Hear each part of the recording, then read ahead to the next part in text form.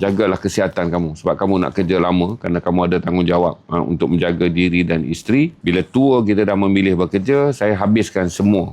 Saya punya bad behavior, pergaulan saya yang sangat luas, circle tu saya tutup. Saya jaga makanan, saya jaga rehat. Dan saya tak mau mental saya terlibat dengan benda-benda unnecessary. Saya ambil masa saya belajar supaya saya tak boleh pening kepala dengan benda yang tak perlu. Dan kerana manusia ni sifat dia gossiping. Dan orang yang bergosip ni dipanggil non-risk gossiper. Mereka gosip yang benda yang tak ada risk. Kerana mereka hanya melihat saja kehidupan kita. Kita ni berada dalam risk. Ini pekerjaan kita.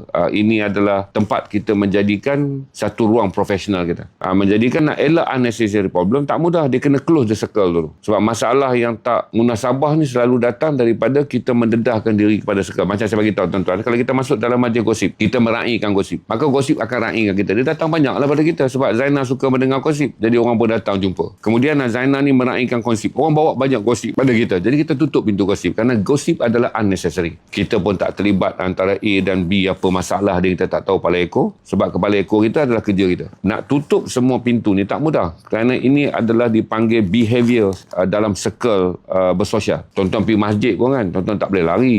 Habis bagi salam apa semua, duduk dekat anjung masjid dah berkelahi dah pasal bulan depan pemilihan pengurusi baru. Lepas tu berbalah pula. Imam 1 dengan Imam 3 tak okey. Minum kopi 3-4 gelas, sambung cerita politik. Dia cerita politik 6-7 Perdana Menteri tak sesuai. Dia tu satu pun tak boleh, bini dia belum tentu bini dia kata yang terbaik. Dia duk cerita dah kita ni dah 6 Perdana Menteri dah, I don't agree lah. The other one, the policy is so old. The new one, I think they cannot carry lah. Dia satu bini tengok dia sebagai suami pun belum tentu berjaya.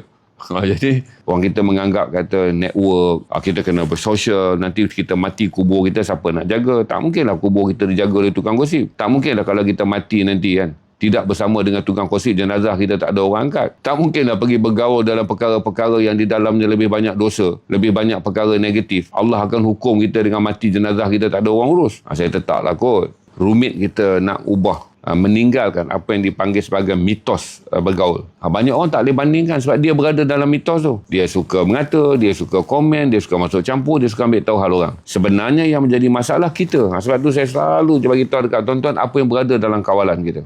Saya hanya buka diri saya untuk mendengar perkara yang baik. Sebab saya fikir kata orang yang baik itu adalah orang yang menyediakan telinganya untuk kebaikan. Dan saya hanya menyediakan percakapan saya dengan orang yang baik. Sebab saya kata walaupun kita jahat, kita akan menjaga pertuturan kita kalau kita berada dengan orang yang baik. Kerana kebaikan dia tu meletakkan lidah kita ni ada rasa hormat.